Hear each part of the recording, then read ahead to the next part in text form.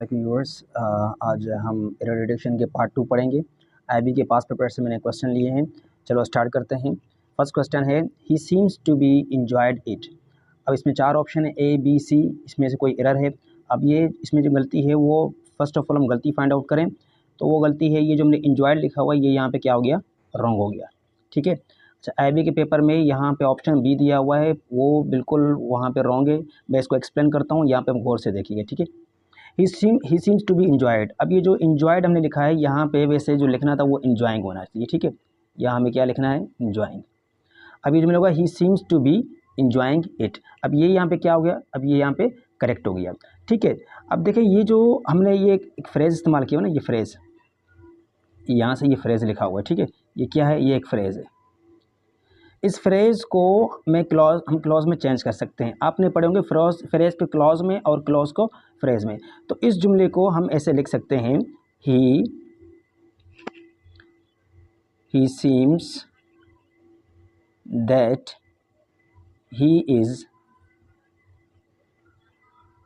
enjoying it. अब ये जुमला क्या है, ही सीम्स दैट ही, ये असल में जो जुमला लिखा है वो इस तरह लिखा हुआ है। अब यहाँ पे देखो हमने क्या लिखा है, ये इंजॉइंग कैसे लिखा, क्योंकि ये हमने कंटिन्यूस है, ये हमने टू बी वर्ब्स इस्तेमाल किए हैं। आपको पता है जो टू बी वर्ब्स होते हैं, टू बी वर्ब्स, ये टू बी वर्ब्स कौन कौन से होते हैं, is, am, are, was, were, been, being, ये हमारे क्या होते हैं, ये हमारे टू बी वर्ब्स होते हैं। टू बी वर्ब्स के बाद हम हमेशा जो इस्तेमाल करते हैं वो वर्ब की फोर्थ फॉर्म इस्तेमाल करते हैं। ठीक है। तो ये जो इज़ लिखा हुआ है ना, ये बी की एक फॉर्म है। ठीक है, यहाँ पे हमने इसको फ्रेज़ में यूज़ किया। अगर मैं इसी क्लॉज को फ्रेज़ में चेंज करूँ तो मैं इस तरह लिखूँगा। ठीक है। देखिए, मैं एक और जुमला आपके लिए एग्जाम्पल लिख रहा हूँ जो आपको आसानी से होगा। ठीक है। अब मैंने एक जुमला लिखा, ही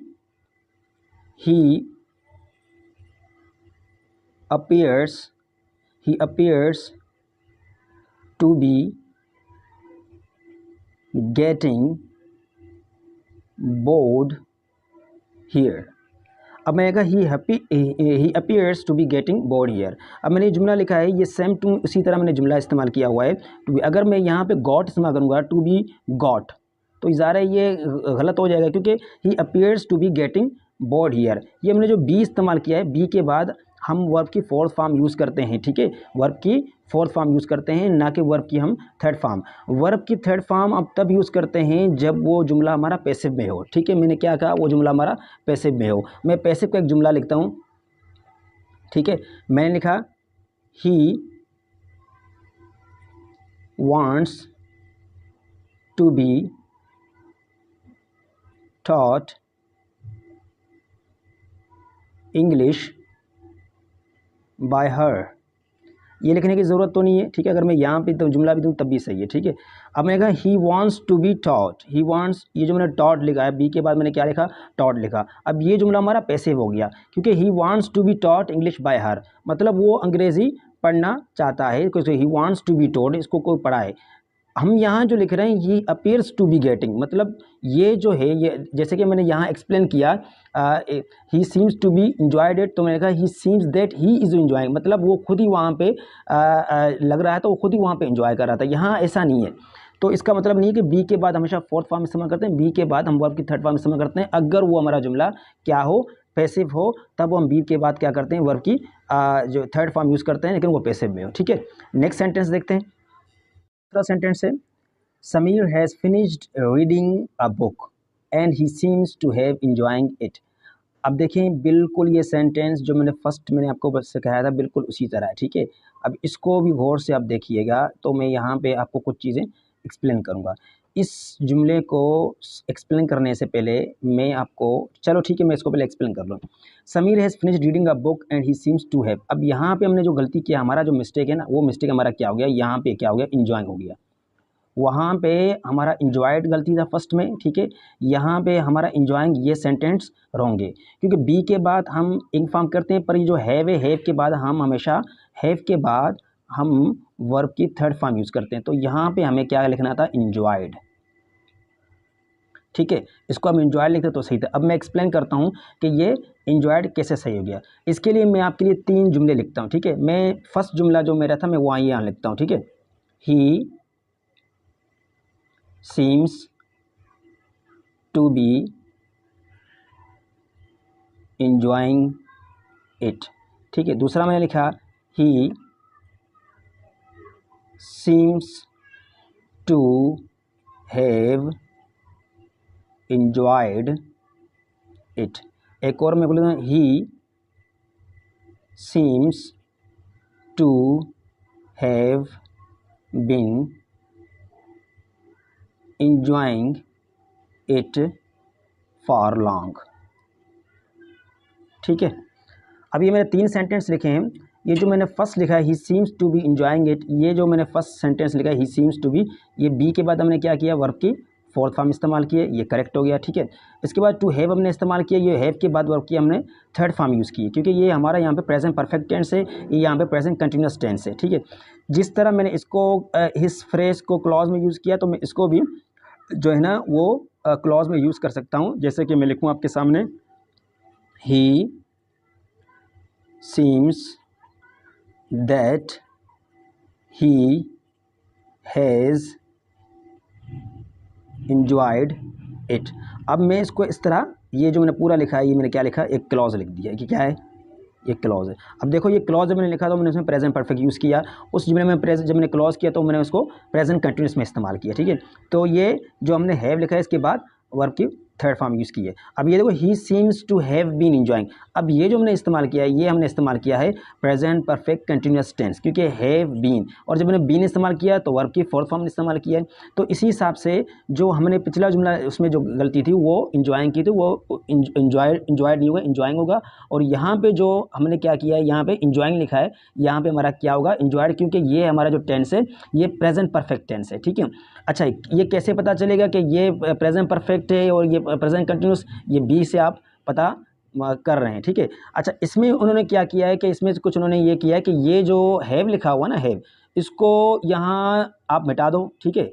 अब क्या हो गया, बीइंग, अब तो ये सही हो गया ना, and he seems to be enjoying it. अब देखो बिल्कुल एग्जैक्ट जो पहले हमने जुमला लिखा वही, लेकिन नहीं, ये रॉन्ग है। क्यों?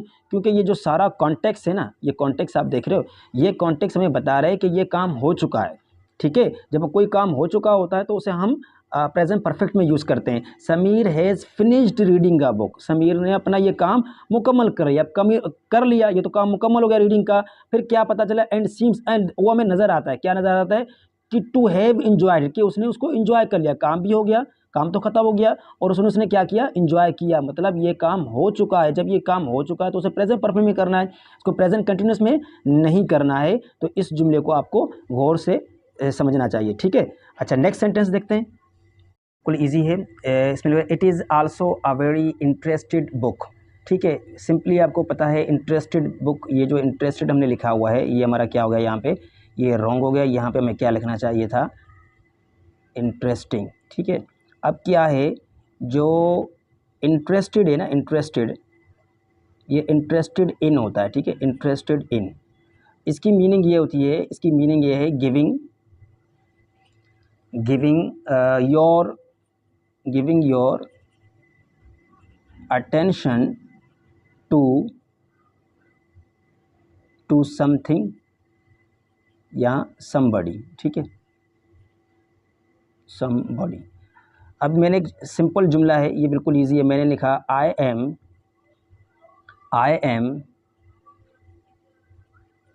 इंटरेस्टेड इन हिस्ट्री, सही है। I am interested in history, यहाँ पे मैंने क्या लिखा है, आई एम इंटरेस्टेड इन, ये मैंने इन का लफ्ज़ यहाँ पे इस्तेमाल किया। लेकिन अगर मैं इंटरेस्टिंग की मीनिंग बताऊँ, इंटरेस्टिंग की मीनिंग होती है अट्रैक्टिंग योर अटेंशन। तो सिंपली ये है कि मैं ऐसे लिख सकता हूँ, it is an interesting question. अब इंटरेस्ट के बाद हमने कोई भी इन वगैरह यूज़ नहीं किया, तो इंटरेस्टिंग भी होता है वो किसी आपका जो आपके जो अट्रैक्टिंग है वो उस तरफ तवज्जो आपकी जाए, मतलब इस सवाल की तरफ आपकी तवज्जो गई। लेकिन सिंपल बात ये ग्रामर में इंटरेस्टेड इन यूज़ करें, ठीक है, और इंटरेस्टेड के साथ हम डायरेक्ट ऑब्जेक्ट का इस्तेमाल करते हैं, इंटरेस्टेड इनके बाद हम ऑब्जेक्ट का इस्तेमाल करते हैं। लेकिन इंटरेस्टेड हम किसी में दिलचस्पी रखते हैं, और इंटरेस्टिंग जो ऐसा कोई क्वेश्चन हो या पॉइंट हो जो हमारी तवज्जो को अपनी तरफ मरकूज़ करे, ठीक है। आगे क्वेश्चन देखते हैं। The flowers in this pot are very coloured. Simply यहाँ पे कलर्ड जो हमने लिखा हुआ है, यहाँ पे क्या लिखना था, कलरफुल, क्योंकि कलरफुल जो कलरफुल है उसकी मीनिंग क्या है, कलरफुल की मीनिंग है having a lot of different colours, ये कलरफुल की मीनिंग है, ठीक है। तो यहाँ पे the flowers in this pot are very colourful, ठीक है। जो कलर्ड है, कलर वो एक वर्ब भी है, ठीक है। कलर क्या है, कलर एक वर्ब भी है, ठीक है, और कलर नाउन भी है, ठीक है। अगर कलर वर्ब है तो इसके लिए ऐसा सेंटेंस है, तो he drew a cat and coloured it brown, ठीक है।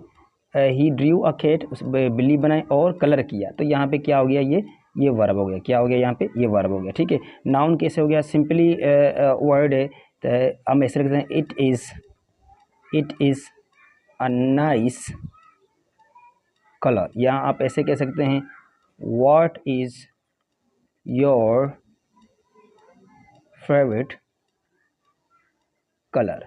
अब ये कलर क्या हो गया, तो कलर नाउन भी है, कलर वर्ब है, तो वो हमने वर्ब यूज़ किया है। वो कलरफुल ये एडजेक्टिव है, इसकी मीनिंग है हैविंग अ लॉट ऑफ, क्योंकि जो फ्लावर्स हैं और वो पॉट में हैं तो वो रंग बिरंगी रंग से भरे हुए फ्लावर्स से, तो यहाँ पे कलरफुल मीनिंग वो बेहतर है। वो यहाँ पे जो वेरी लिखा हुआ है, तो वेरी के बाद ज़ाहिर है हम एडजेक्टिव का यूज़ करते हैं, तो यहाँ ये जो कलर्ड है ये वर्ब तौर पर इस्तेमाल हुआ है। बहरहाल यहाँ पे कलरफुल वर्ड जो कि वो मीनिंग वो लफ्ज़ आने चाहिए, ठीक है। नेक्स्ट क्वेश्चन देखते हैं। Fifth question is our classroom is very vast, okay, we have 4 option A B C D and simply there is a mistake, mistake is what, vast। ये जो मैंने vast लिखा है ये क्या है, हमारे यहाँ पे गलती हुई, यहाँ पे मैं क्या है ना लार्ज, ठीक है। यहाँ पे वर्ड मीनिंग आपको आना चाहिए, जो वास्ट है ना, वास्ट उसकी मीनिंग क्या है, उसकी मीनिंग है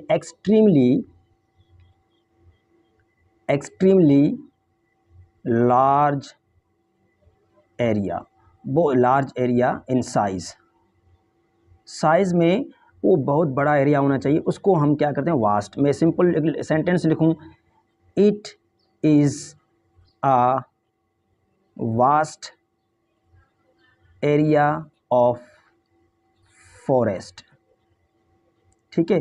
जो फॉरेस्ट होते हैं आपको पता है ज़्यादा बहुत बड़े होते हैं, तो ये फॉरेस्ट का एक वास्ट एरिया होता है। लेकिन जो लार्ज लफ्ज़ है, लार्ज, अगर लार्ज हम कहते हैं, लार्ज सिंपल लफ्ज़ के ना बिग इन साइज़ में वो बड़ा होता है, ठीक है। तो लार्ज हमारा क्या हो सकता है, लार्ज क्लास हो सकता है, ठीक है, लार्ज हाउस हम कह सकते हैं, लार्ज कार भी कह सकते हैं, एट्सेट्रा। तो ये जो हमारे साइज़ में थोड़े बड़े होते हैं तो उनको हम लार्ज के लफ्ज़ यूज़ करते हैं। लेकिन वास्ट बहुत ज़्यादा काफ़ी एरिया में बड़े होते हैं, तो जैसे फॉरेस्ट है तो उसके लिए हम वास्ट वर्ड यूज़ कर सकते हैं। तो क्लासरूम इतना बड़ा नहीं है इसलिए, ठीक है। थैंक यू सो मच, और इंशाल्लाह मोर वीडियोस के लिए आप मेरे चैनल को ज़रूर सब्सक्राइब करें, और आपके भी कोई कुछ क्वेश्चन होंगे, जो भी क्वेश्चन आपके क्वारीज़ हैं तो आप मुझे कमेंट्स में वो लिखें, तो इंशाल्लाह मैं वो एक्सप्लेन ज़रूर करूँगा। Thank you so much.